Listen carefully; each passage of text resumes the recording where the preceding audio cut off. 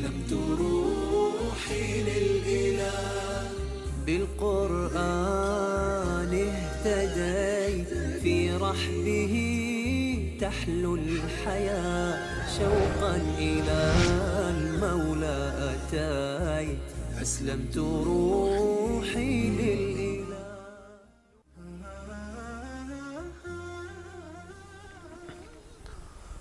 بسم الله الرحمن الرحیم. اللهم صل علی محمد و علی آل محمد كما صليت على ابراهیم و علی آل ابراهیم انك حمید مجید و بارک علی محمد و علی آل محمد كما بارکت علی ابراهیم و علی آل ابراهیم انك حمید مجید. عرض سلام دارم و ادب و احترام خدمت همه شما دوستداران کلام الله منان قرآن کریم. امیدوارم هر کجا که هستید هر لحظه زندگیتان در عبادت الله متعال زیباتر از لحظات گذشته آن سپری گردد. در آغاز برنامه آموزش روحانی قرآن کریم دوست دارم که یک سوالی از شما عزیزان بپرسم که ارتباط و رابطه شما با قرآن کریم چگونه است؟ سوالی که باید نشست و با خود خلوت کرد و دربارش فکر کرد. قرآنی که رسول صلی الله علیه و سلم فرمود قرآن بخوانید که قرآن در روز قیامت خواهد آمد و برای کسانی که او رو تلاوت می‌کردند شفاعت خواهد کرد. آیا در روز قیامت قرآن برای من و شمای بیننده شفاعت خواهد کرد؟ آیا قرآن می‌خوانیم؟ چقدر قرآن خواندن بلدیم؟ برای هر حرف از کلام الله مجید 10 ثواب برای ما نوشته خواهد شد، 10 نیکی و 10 اجر. رسول صلی الله علیه و سلم فرمود که من نمیگویم که الف و لام میم یک حرف است، بلکه الف یک حرف و لام یک حرف و میم آن یک حرف است. هر کسی که فقط بگه الف لام میم 30 ثواب و نیکی برای او نوشته خواهد شد.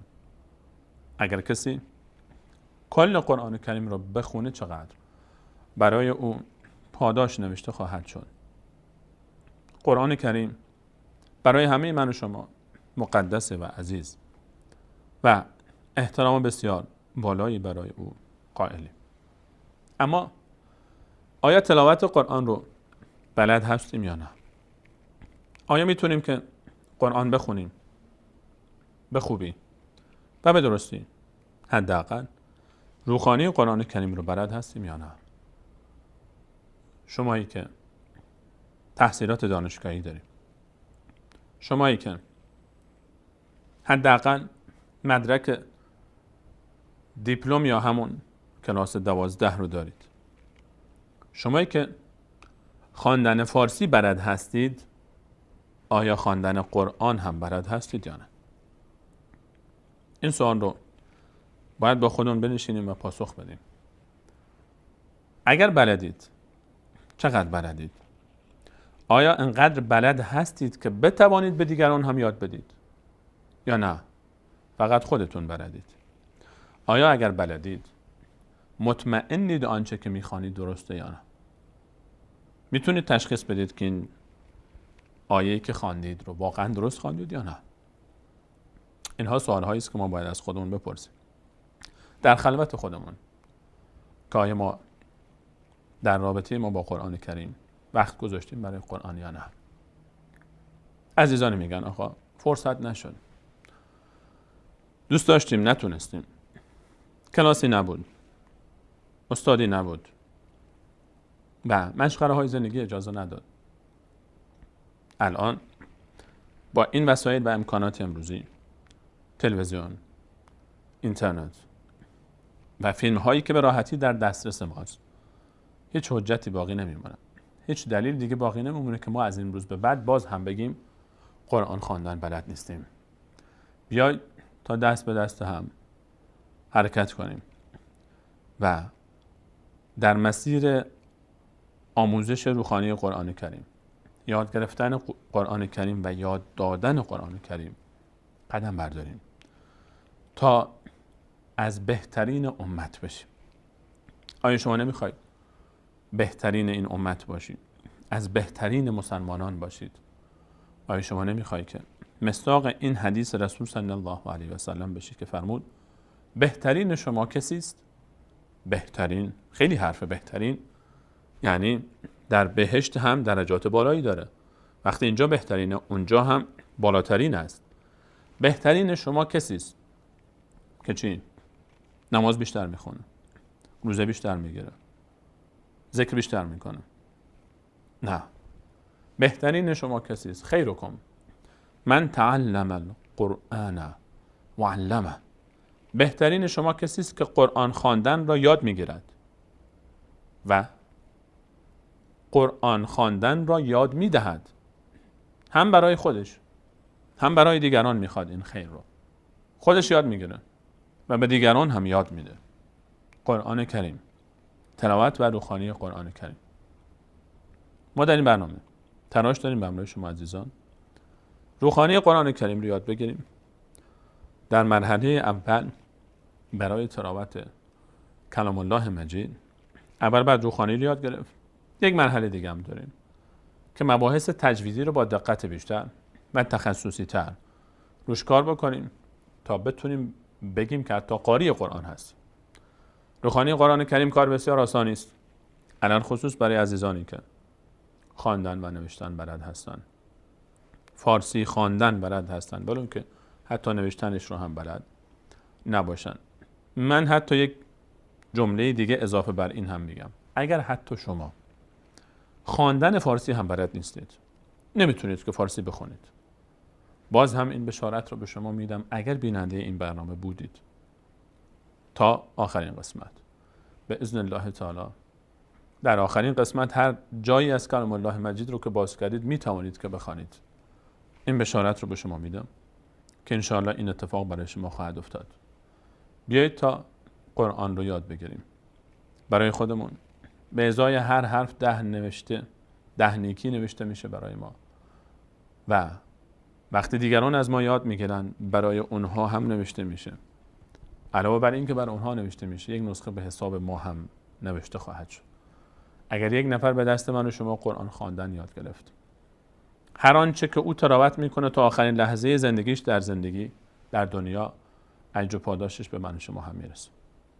ما وقتی که قرآن خواندن یاد میگیریم یک نفری، اما وقتی به دیگران یاد میدیم چند نفر میشیم. اگر 1000 نفر به دست شما قرآن خواندن یاد گرفتن، شما 1000 نفر هستید. در روز قیامت با پرونده 1000 نفر در تلاوت قرآن به حساب خودشون. اینها وقتی کسان دیگری رو تربیت میکنن، شاگردانی از اینها یاد میگیرن، شاگردان اونها، تا روز قیامت هزاران بلکه میلیون ها نفر قرآن خواندن، میلیاردها اجر و پاداش کسب کردن و یک نسخه به حساب شما هم نوشته شده، چون شما قرآن یاد دادید به آنها. تجارت بسیار عظیمی که بسیاری از ما از آن غافلیم. قرآن یاد دادن. تا وقتی یاد نگیریم نمیتونیم که یاد بدیم. پس اول باید قرآن رو یاد بگیریم، خوب یاد بگیریم تا بتونیم که خوب یاد بدیم.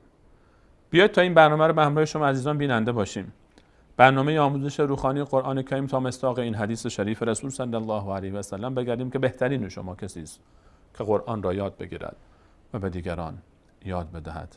برای یادگیری کلام الله مجید کافی است بریم به سراغ مصحف شریف و ببینیم که چه مواردی رو باید یاد بگیریم. ما در این برنامه و برنامه‌های پیش رو به همراه شما عزیزان هر آن چیزی که مورد نیاز ماست در روخانی قرآن کریم با هم تمرین خواهیم کرد و آسان است. باز هم تاکید میکنم یاد گرفتن قرآن کریم و روخانی آن بسیار آسان است. حتی اگر شما در هر سن و سالی از شما گذشته، هر چقدر سن شماست، تا به حال روخانی قرآن بلد نبودید، بیایید به جمع ما بپیوندید تا یاد بگیریم. من این بشارت رو به شما میدم که حتما انشاءالله در پایان این مجموعه برنامه شما تلاوت کلام الله مجید رو یاد گرفته اید و هر جای قرآن رو که باز کنید میتونید بخوانید. بشتابید به سوی مغفرتی که از الله متعال نصیب شما خواهد شد. درباره روحانی قرآن کریم اولین موضوعی که باید مد نظر ما باشه شناخت الفبای عربی است. ما در فارسی حروفی داریم که کل خط فارسی و نوشته های فارسی از این حروف تشکیل شده. 32 حرفن. 32 حرف. تصویرش رو با هم ببینیم. این حروف رو ما بهش میگیم حروف الفبای فارسی. 32 تا حرفن. الف، این الفه. اسمش الفه، اما ما ا میخونیم. ب، پ، ت، ث، جیم، چ، ه، خ، دال، زال، ر، ز، ژ، س، یا سین، شین، صاد، ضاد، طا، ضا، عین، غین، ف، قاف، کاف، گاف، لام، میم، نون، واو، ه، ی. اینا حروف الفبای فارسی هستن. 32 تا هستن. 4 حرفی که من با رنگ سرخ اینجا برای شما عزیزان مشخص کردم: پ، چ، ژ، گاف. این 4 حرف در عربی نیستن. 28 حرف دیگهش همه در عربی هستن. یعنی الفبای عربی اگر این 4 حرف رو ازش حذف بکنیم از فارسی، این 28 حرف باقی میمونه که این 28 حرف میشه الفبای عربی، حروف الفبای عربی. در مصحف شریف هر چی که ما میبینیم این 28 حرفه. هر کلمه، هر آیه در قرآن کریم تشکیل شده از این 28 حرف. از این بیشتر نیست. یکی از اینها یا چند تا از اینها با هم یک کلمه رو تشکیل میده. یعنی این 28 حرف رو اگر یاد بگیریم چطور بخوانیم، به راحتی میتونیم که بعد از یاد گرفتن حرکات و علائم تلاوت قرآن رو بخوانیم. الف، ب، ت، ث، ج، جیم، اینها اسمایی دارن برای خودشون که در فارسی و عربی بعضیش با هم فرق میکنه، وگرنه غالبش در فارسی و عربی اسمش هم یکی است. ها، خا، دال، ذال، را، زا، سین، شین، صاد، ضاد، طا، ظا، عین، غین، ف، قاف، کاف، لام، میم، نون، واو، ها و یا. ما در عربی برای هر کدوم از اینها یک اسمی داریم. این جدول اسمهای اینهاست. خط اول خود حرف است، خط زیری اسمش. این حرف در عربی هم در فارسی هم اسمش یکیه، بهش میگیم الف. در فارسی هم بهش میگیم الف، در عربی هم بهش میگیم الف. این ب هست، در عربی بهش میگیم ب، در فارسی بهش میگیم ب، در عربی بهش میگن با. در عربی بهش میگن با. ما در این حرف رو در فارسی بهش میگیم ت، در عربی میگن تا. اسمش تا هست، اما تلفظش همون چیزی است که ما در فارسی تلفظ میکنیم با مقداری تفاوت در برخی از حروف، نه همشون. ت در فارسی و عربی جفتش یک جور تلفظ میشه، ب یک جور تلفظ میشه، الف یک جور تلفظ میشه. ث مقداری در عربی تلفظش فقط فرق میکنه شکلش، اما نوشتهش همون نوشته است. در عربی اسمش هست ثا. جیم در فارسی و عربی بهش میگیم جیم. ها در عربی بهش میگن ها، در فارسی ما میگیم ه. در فارسی به این حرف میگیم خ، در عربی بهش میگن خا. دال در فارسی و عربی یک اسم داره. ذال در فارسی و عربی یک اسم داره. را در فارسی بهش میگیم ر، عربا بهش میگن را. ز در فارسی بهش ز گفته میشه، در عربی زا. سین در فارسی و عربی یک اسم داره، سین. شین فارسی و عربی بهش میگیم شین. صاد فارسی و عربی بهش میگن صاد. ضاد در فارسی و عربی یک اسم داره، هر دو بهش میگن ضاد. تا در عربی گفته میشه تا، در فارسی ما میگیم ت. ت. ذ در فارسی بهش میگیم ذ، در عربی بهش میگن ضا. عین در فارسی هم بهش میگیم عین. غین رو در فارسی هم بهش میگیم غین. ف رو در فارسی بهش میگیم ف، در عربی بهش میگیم فا. قاف در فارسی و عربی یک اسم داره. کاف فارسی و عربی یک اسم داره. لام در فارسی و عربی یک اسم داره. میم در فارسی و عربی یک اسم داره. نون در فارسی و عربی یک اسم داره. و اینجا ما در فارسی میگیم و، در عربی بهش گفته میشه واو. در فارسی ما به این حرف میگیم ه، در عربی بهش گفته میشه ها. در فارسی واو هم میگیم، یعنی این تلفظ واو در فارسی و عربی شبیه هم است. یه در فارسی بهش یه گفته میشه، عربی ها بهش میگن، در عربی بهش گفته میشه یا. فقط فرقش اینه که بعضی حروف یک الف بهش اضافه میشه در عربی، وگرنه در فارسی و عربی همه اسمها شبیه هم است. پس عزیزان این رو مد نظرشون باشه و دقت بکنید که ما در الفبای عربی 28 حرف داریم که همه این 28 حرف در الفبای فارسی هم هست. به همین خاطر یاد گرفتن قرآن کریم، تلاوت قرآن کریم، روخانی قرآن کریم برای کسانی که فارسی خواندن بلد هستند بسیار آسان‌تر است نسبت به زبان‌های دیگر. برای کسانی که با زبان فارسی آشنا هستند یادگیری عربی، حتی زبان عربی هم خیلی آسان است، چون بسیار از کلمات عربی در فارسی هم استفاده میشه. این نکته را عزیزان به عنوان درس اول مد نظر داشته باشید که الفبای عربی دقیقاً همون الفبای فارسی است. حروف همون حروفه. فقط تفاوتی که داره زبان عربی و به صورت خصوص قرآن کریم و مصحف شریف که ما وقتی قرآن کریم رو باز می‌کنیم می‌بینیم که این حرف‌ها بالا یا پایین اونها یک علامت‌هایی هست، نشانه‌هایی دارن. بالا یا پایین این حروف نشانه‌ها و علامت‌هایی هست که اونها رو باید یاد بگیریم. حروف همون حروف فارسی خود ماست. فقط اگر ما این علامت‌هایی که بالا یا پایین حرف‌ها هستن یاد بگیریم به راحتی می‌توانیم که انشاءالله کلام الله مجید رو تلاوت بکنیم. حتی عزیزانی که فارسی خواندن هم بلد نیستن فقط الف ب ت س همین رو یاد بگیرید. این جدولی که ما الان گفتیم این رو تکرار بکنید. در تمرین ها به راحتی یاد میگیرید انشاءالله که چگونه خوانده خواهند شد این حروف با حرکت هایی که بالا یا پایین اینها قرار داره. از برنامه بعد به همراه شما عزیزان به بررسی علامت هایی میپردازیم که بالا یا پایین حروف این 28 حرف عربی در قرآن کریم نوشته میشن. بعد از اینکه اینها رو شناختیم و اینکه چگونه تلفظ میشن حروف الفبای عربی به همراه این علامت ها، بعدش میتونیم به راحتی انشاءالله تلاوت بکنیم هر جایی از کلام الله مجید رو. باز هم تاکید میکنم که بهترین این امت رسول صلی الله علیه و سلم فرمودن کسانی هستند که قرآن رو یاد بگیرن و به دیگران یاد بدهند و اولین مرحله یادگیری یاد گرفتن روحانی است که خود ما باید یاد بگیریم و این رو به دیگران یاد بدیم. روحانی رو هم که یاد گرفتیم خودمون اجر پاداش میگیریم، کسانی که یاد بدیم هم اجر پاداش میگیرن. کسانی که باز تجوید یاد گرفتن و یاد دادن اجرشون بیشتر میشه. کسانی که ترجمه یاد گرفتن و یاد دادن باز بیشتر و بیشتر میشه اجرشون. اما همه این موارد از نقطه شروع میشه که ما الان شروع کردیم و اون هم آموزش روحانی قرآن کریم هست. همراه ما باشید عزیزان در این برنامه تا پایان ما رو یاری بکنید که ان شاء الله به همراه شما عزیزان بتوانیم هر صفحه از مصحف شریف رو که باز کردیم به راحتی بخوانیم و با دقت و اطمینان و مطمئن هم باشیم که درست میخوانیم. از اینکه تا این لحظه برنامه خودتون رو یاری کردید تشکر و سپاس دارم. تا برنامه بعد همه شما خوبان عزیزان رو به الله متعال میسپارم. الله یار و نگهدار شما.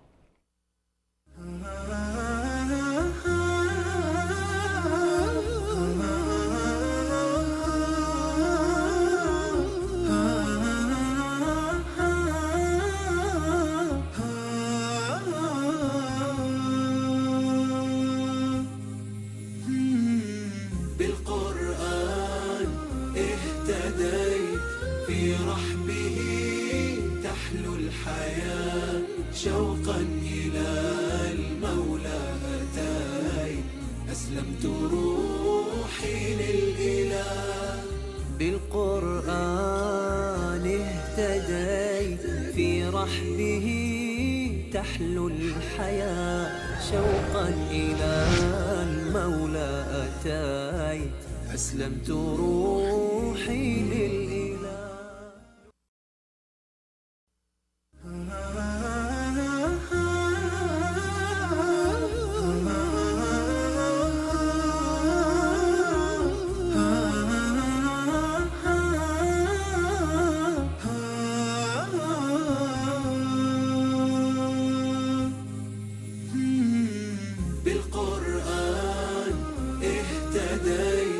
في رحبه تحلو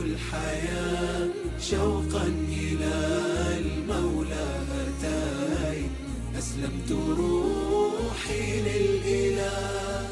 بالقرآن اهتديت في رحبه تحلو الحياة شوقا إلى المولى أتيت أسلمت روحي للإله.